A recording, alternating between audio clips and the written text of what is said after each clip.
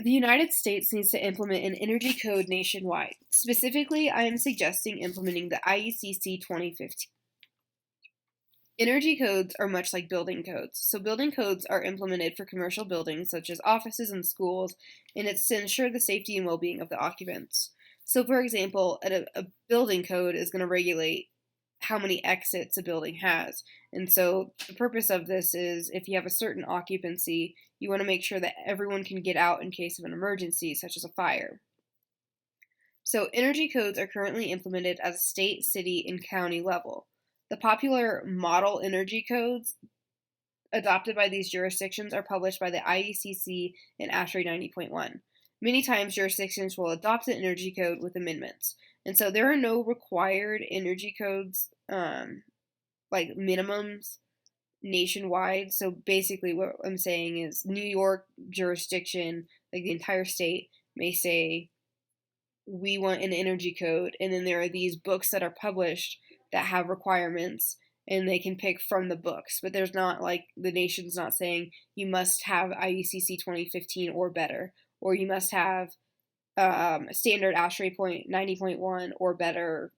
There's nothing like that. So you essentially every state can pick their own code, and there's not like a minimum.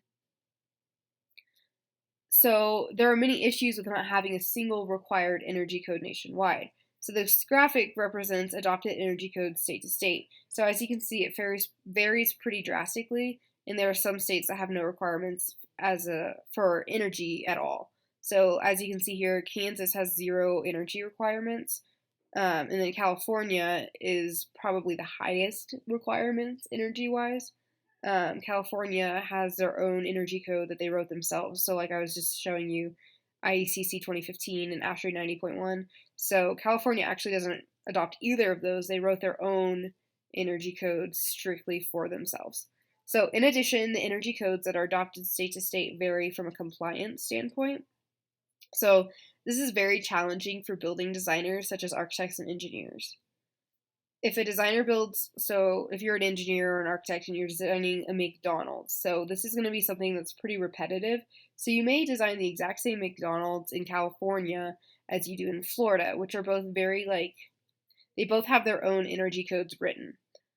So this is a challenge for designers because if this is the exact same McDonald's, there's actually a unique paperwork process for both of these states that is significantly different.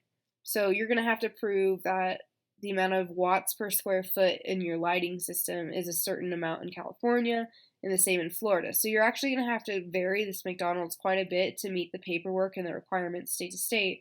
But ultimately, Florida and California have the same goals, which are to save energy. So this is just creating more time and effort from an engineering or architect's firm where it's going to yield the exact same result, or essentially that the goal is to yield the same result. So strict energy codes are effective in saving energy. So we're going to prove that here with some statistics. So this is the same graphic we just looked at, but we're going to look at energy code enforcement from 2 individual states just a little bit closer. So let's compare New York and Louisiana. So New York uses IECC 2015 and they have additional amendments. And then Louisiana enforces ASHRAE 90.1, the 2007 publication. So these codes were published about 10 years apart, which is quite significant when considering the major improvements in technology in those 10 years.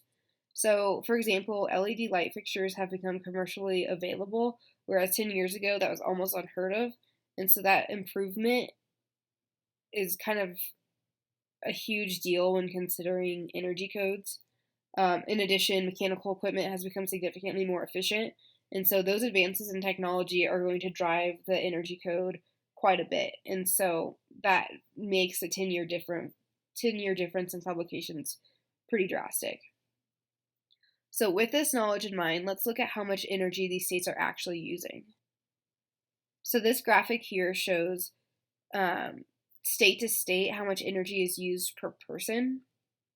So we can see here that New York's total energy consumption in 2015 was 189 million British thermal units or BTUs per person. And then Louisiana's energy consumption was 819 million BTUs per person. So there is a considerable amount of evidence here showing that less energy is used in states that have a higher or stricter energy code compared to those that have a not strict or no energy code at all. So with that evidence, we also know that using less energy will save building owners money. So implementing a strict energy code will require buildings to have lower overall energy consumption. And so lowering energy consumption means that we lower our electric bills and utility bills. And so decrease in utility costs will be substantial when considering the total life of a building. So if a building owner has a building for 30 years, it adds up. In addition to the biggest benefit of the initial saving money in utility bills, building owners can actually use an energy reduction for marketing purposes. So in the United States right now, the concept of being green is almost trendy. And so with the threat of climate change altering the future of our planet and the amount of fear being instilled in people, the idea of being green is, obviously it's good, but it's like a trend. And so buildings can use the statistics of their energy savings to draw in potential customers and clients, and as almost like it's a marketing tool. So, like I said, this will save building owners money. But here's kind of some proof. The Department of Energy estimates energy efficiency improvements from the 2009 to the 2012 IECC to pay for themselves in 1 to 2 years worth of utility bills. And so that's considering going from an older version of an energy code to a new version of an energy code.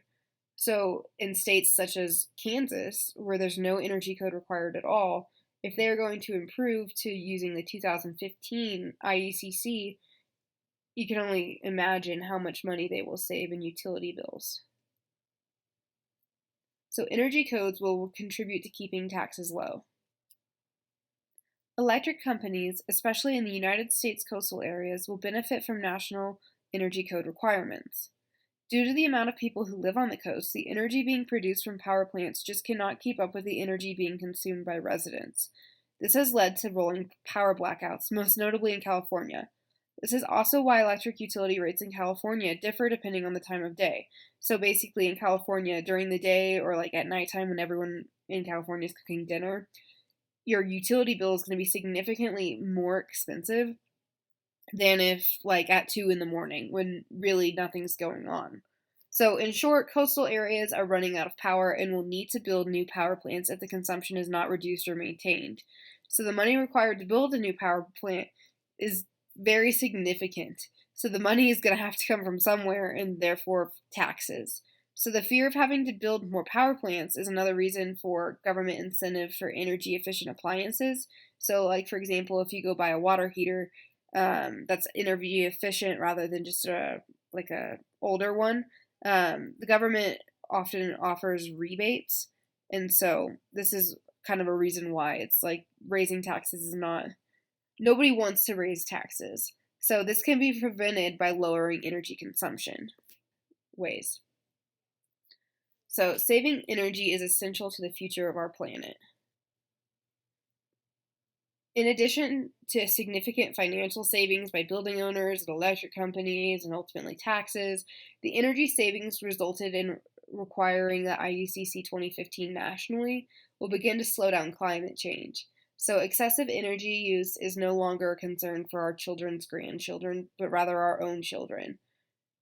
If we continue on the path we are on, the planet we leave to our children may very well be inhabitable. Miami's going to be underwater. So let's talk about the evidence of climate change. This graphic shows the level of atmospheric carbon dioxide. So currently the amount of CO2 is in the atmosphere is at an insane level. But what does this even mean? So having CO2 in the atmosphere is caused by the burning of fossil fuels. So this contributes to the greenhouse effect. So essentially the greenhouse effect is gases in the atmosphere, so that's CO2, blocking heat from escaping. So the graphic here kind of shows how the sun rays come into the atmosphere and then usually they reflect out, but the CO2 and the gases in the atmosphere are requiring all that the heat from the sun to stay in.